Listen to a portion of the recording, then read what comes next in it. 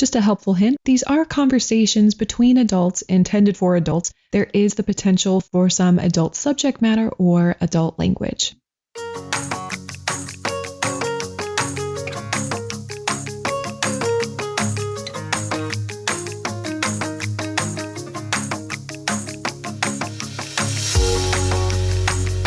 Hello, hello, hello. This is Danielle Ireland, and you are listening to Don't Cut Your Own Bangs. And this is episode 2 of a 4-part series we are doing called What Now? You may remember on the last episode, if you're new, welcome. If you joined me last time, you may know that I shared that I was pregnant.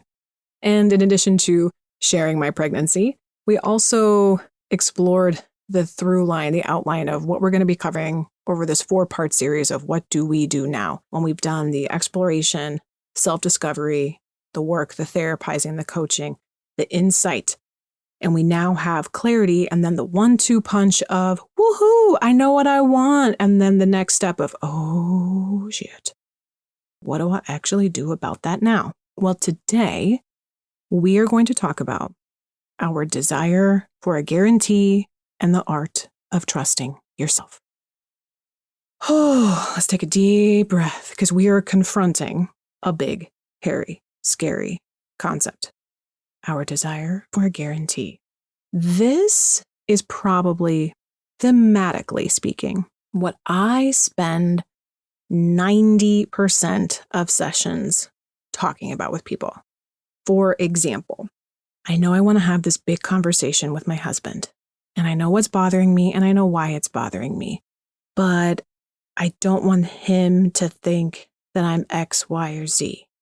I don't want my friend to think that I'm this, or this. I don't want to be perceived as needy. I don't want to be perceived as naggy. I don't want to be perceived as bossy. I don't want to be seen as this. I don't want my mom, my dad, my spouse, my brother, my sister to be disappointed in me. I want to say no, but so I could go on and on and on and on and on. Essentially what we mean with this desire of guarantee. How do we want the thing we want without disappointing, affecting, or causing anyone else in our life discomfort? I think we already know the problem with that. And let me just generously say, just for everyone, myself included, knowing something logically, knowing something in concept, and embodying that and acting on that knowing are two drastically different things. The thing that keeps us from stepping forward, often, the thing that keeps us from taking action is this elusive, harder to name void of, I want what I want, but I don't want my needs to impact other people in any way that could be perceived negatively by them or create a negative perception of me. Ooh. That's hard. It's hard because and this is a quote that has been quoted so many times that I don't know who to actually give credit to, but what they think of you, what they think of me, if I'm talking about myself, what they think of me is actually none of my business. It's none of my damn business. Again, easy to say. Certainly it's like, we could print that on a sexy t-shirt or we could stick it on a bumper sticker. And it's easy to get, yeah, right, what they think of me is none of my business. Oh, I'm going to go to a Beyonce concert now and just be so, it sounds great. But when you're actually faced with confronting something important that is vulnerable, a relationship, a job, an area of your life that matters greatly to you, my sexual needs aren't being met. You hurt me when you do this. I am no longer happy in this position. Unless I receive X, I don't see myself continuing working in this job past Y. Those bumper sticker slogans and hashtags, man, they are fun to say. They are fun to talk about, but in practice, friends, a lot of times, it is not fun. It's actually really, really hard, even though it's true. And I think something that just has been said, I'm 99.9% sure I said it in the previous episode, but it bears repeating a million times. And I may have even said this 10 seconds ago, but understanding something conceptually, knowing how something works logically, is vastly different than actually embodying the knowing in your body and in your heart and your emotional space, being able to act on that knowing. Because I think it's so easy to be critical of others, of ourselves, when we know something we want to do. And I'm going to introduce a word that I really hate using, but because it lives in our minds, something we should do, right? I know I should quit smoking. I know I should stop online shopping as much. Oh, I know that I shouldn't be flirting with this other person and sliding into their DMs, but it's just so fun. It's just whatever the thing is, we all have that thing. And whether we're judging ourselves or judging someone else, that judgment is actually a hard, candy-coated layer of self-protection from the soft and nougaty center inside, which is, it's really fucking hard to embody that thing fully. Because what we risk by making space for ourselves in our lives, what we risk by taking up more space, my feelings, my needs, my likes, my dislikes, what we risk every single time. And it's not a guarantee that it will happen, but it is always a risk. By taking up more space, I might be pushing somebody away. Now, again, that is not a guarantee. I will say that in the relationships in my life that I value and treasure most, making more space for myself allows me to show up more fully, more sincerely, more authentically, with more joy, with more energy. Oh my God, more energy. Not pretending. I haven't been burnt out in a really long time, even with this pregnancy. Like, burnout used to be a cycle of my life. And so much of that was saying yes when I meant no, pretending things were okay when they weren't, trying to convince myself I was fine when I wasn't. Ugh. There was also some fallout from that. And I think acknowledging those consequences as real, it's important, right? It's like, based on wherever you live. I happen to live in Indiana, in the Midwest. Here we have tornadoes. It's like there are certain climate, well, we could certainly argue that there's a lot of climate things that are shifting and changing, but based on certain regions in the country or in the world, wherever you happen to live, right, there are certain weather-related things that are just part of your region. Like that, there are certain realities that one who inhabits that space will need to confront potentially at some point in their life and be prepared for when it comes to the desire for a guarantee. And where does that meet? Where does the rubber meet the road in terms of establishing boundaries or allowing ourselves to take up more space in our lives and our emotions? And by take up more space, what I mean is my feelings have value here and they don't need to be kept only to myself. Because if we go back a couple steps from what do I do now, what precedes what now is getting the clarity of what is.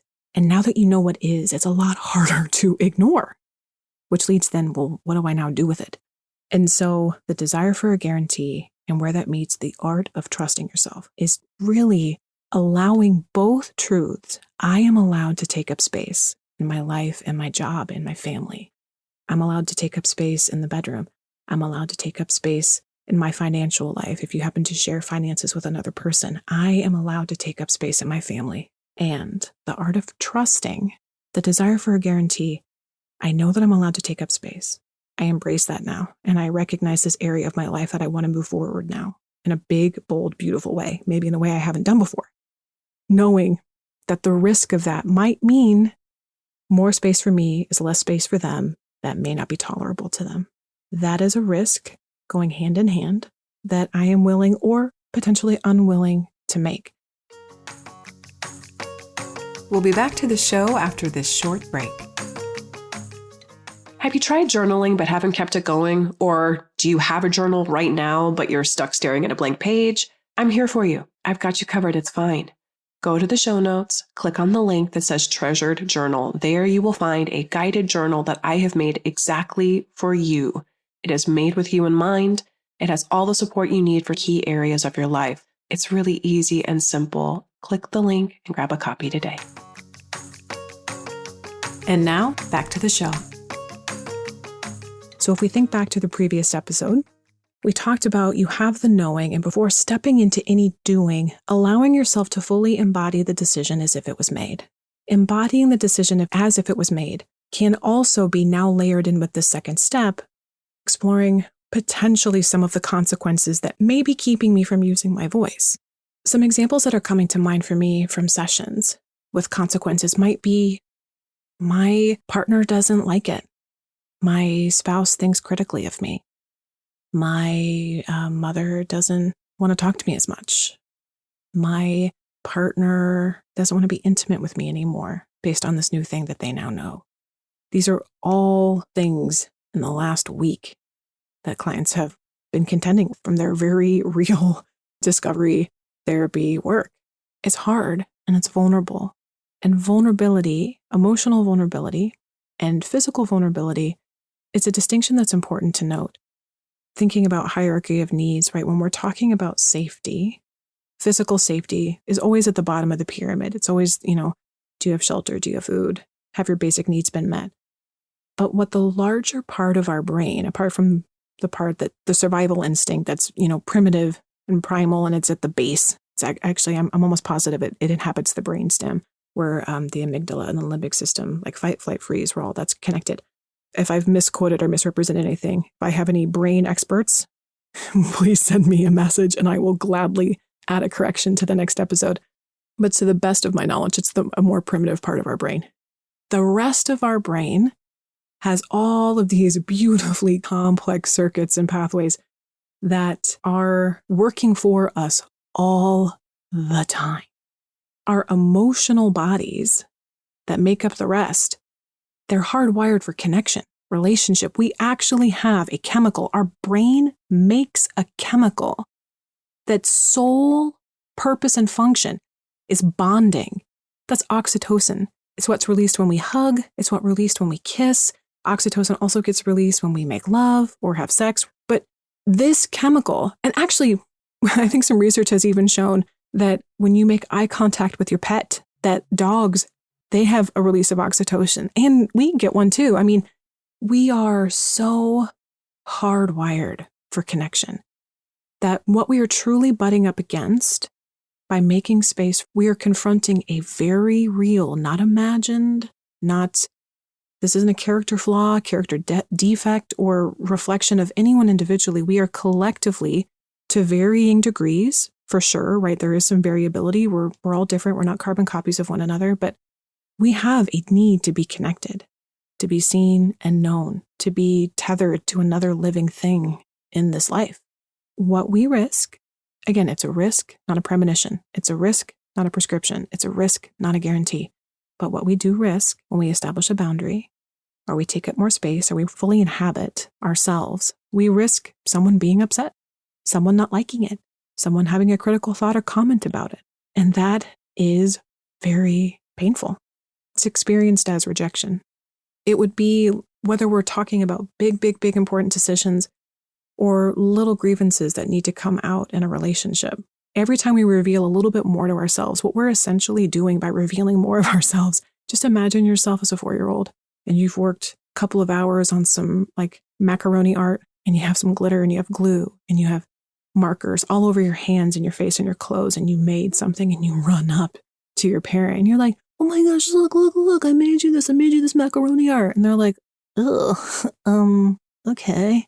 Like that's where we go.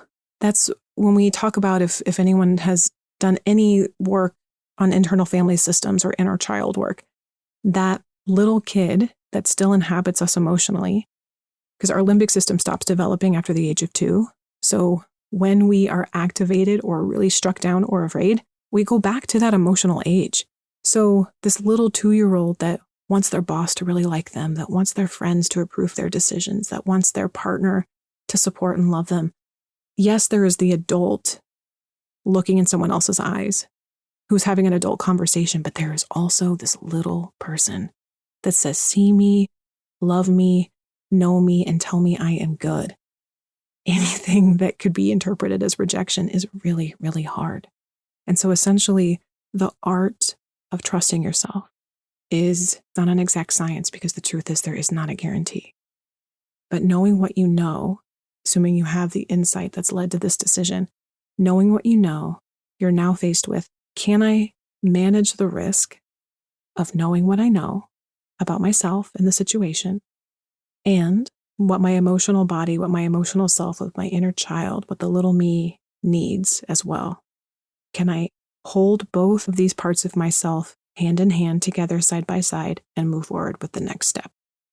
Now, it's okay to not know what the answer is yet because, my friends, in the next episode, we are going to talk about and explore something I lovingly call the wall of anxiety. Now, I remember years ago, a dear friend of mine, her name was Lindsay Picardo. You may have, if you've been listening to me for a while, she was, I believe, in season 2 or 3. There's a 2-part episode of her and I talking. So if you want to get better acquainted with her, I adore her. She's a gem. She's also a coach and a trainer and a public speaker. I remember having this idea fresh out of grad school of something I wanted to create a talk around. And I'm describing, we're going to do this and we're going to pull out these emotional roots and we're going to really go deep and we're just going to feel these really big, scary feelings. And she just lovingly looked at me and she was like, So you want to take people down into their pit of shame and then you want to charge them for it? Yeah, I guess that is kind of what I was saying, huh? Maybe I need to go back to the drawing board. My point for sharing that story is what I can assure you with as much perspective as that I have on myself. The wall of anxiety is an exercise that is a simplistic way of saying, this is what we're going to address. What we're going to address is the wall that is potentially keeping you stuck from moving forward. It is a really quick and easy to digest exercise. I'm going to explore different ways it can be used, different examples of breakthroughs clients have had with this, even in myself. But the wall of anxiety, if you've listened to episode 1 and 2 and you're like, okay, that's cool, but I still feel this icky, sticky feeling and I'm not really sure where to go, we've got you covered in the next one. So I'm going to wrap up today by saying thank you. As always, your time, your care, your attention, and your presence here mean more to me than you know. I'm so grateful to share this space with you and share this podcast space with you. And I look forward to connecting with you next time.